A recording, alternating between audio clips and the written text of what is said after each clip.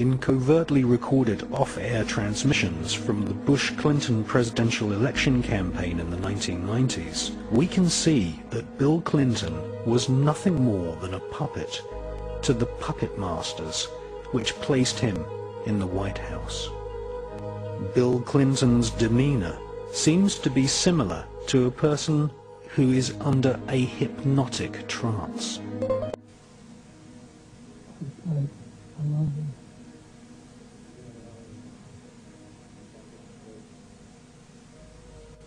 Can we do any more? Maybe some more. Maybe some more. I'll do some more final call. We done all call all today. Lampe, Missouri was a place where I heard George Bush and Bill Clinton talking.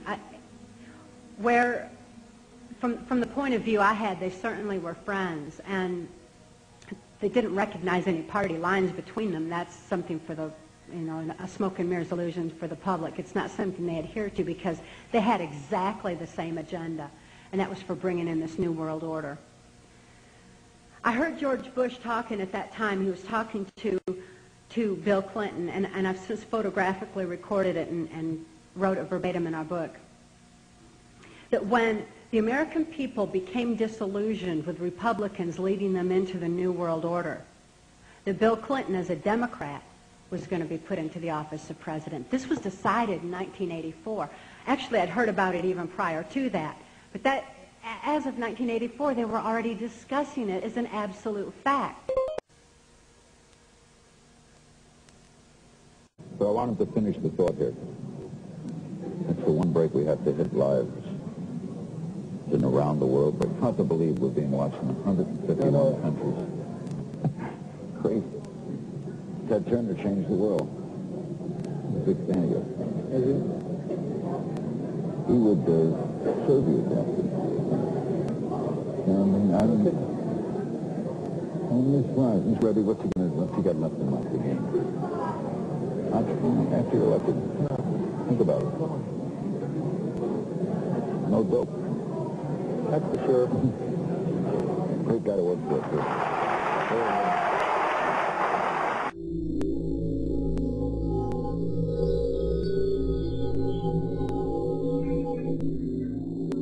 Remember that every single man, woman, and child in the state of South Carolina awakens to a freer, safer world because of George Bush.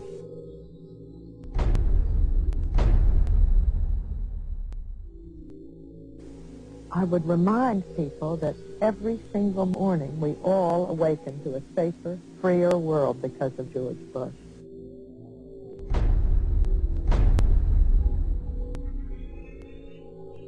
And Nicole, I would remind you and the people of Florence that all of us awaken every single day to a freer, safer world because of George Bush.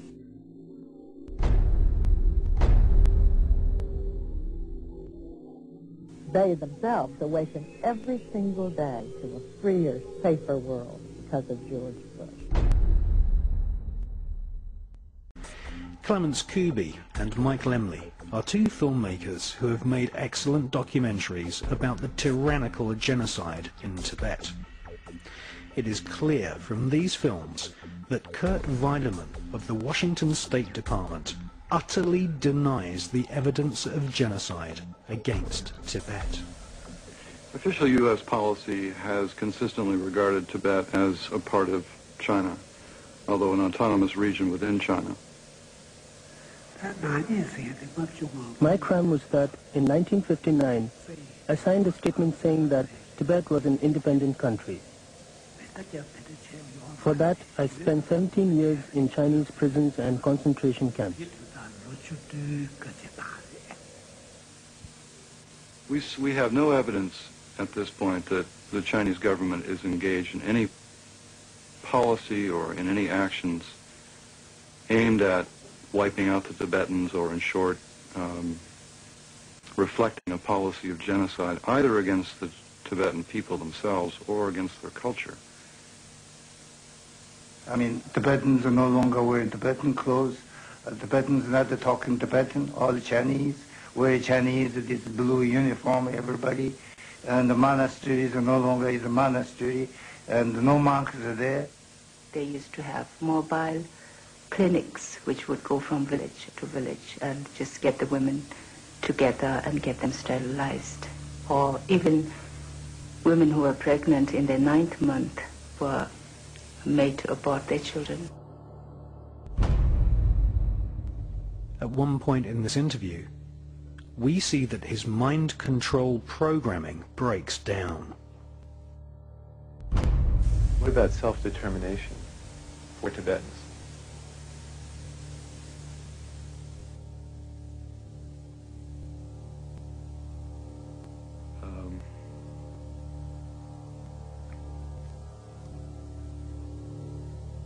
On the BBC Newsnight programme, we see a Chinese government minister also displaying signs of heavy mind control.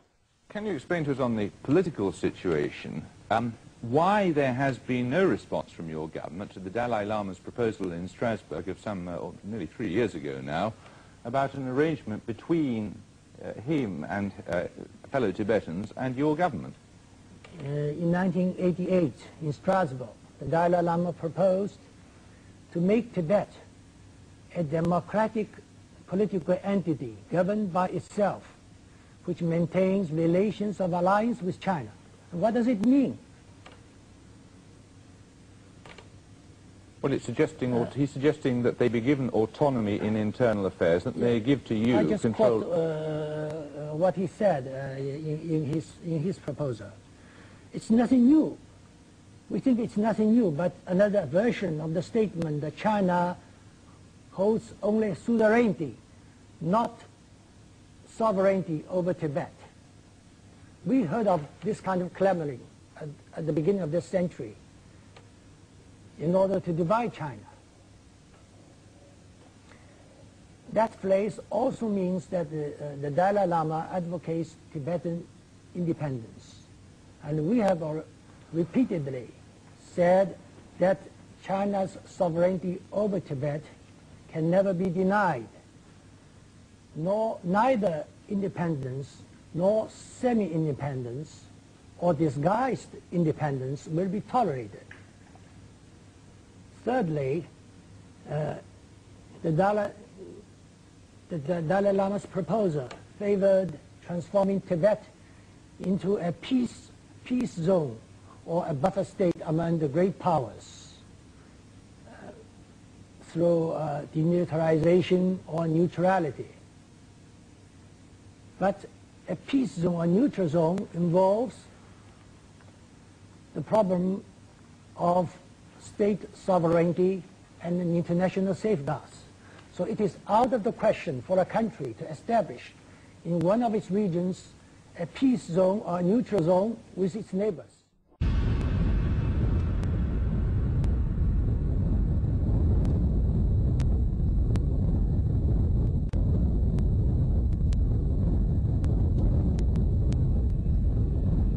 The world would not be the same. Few people laughed. Few people cried. Most people were silent. I remembered the line from the Hindu scripture, the Bhagavad Gita. Vishnu is trying to persuade the prince that he should do his duty, and to impress him takes on his multi-armed form and says, "Now I am become death, the destroyer of worlds, the destroyer of worlds."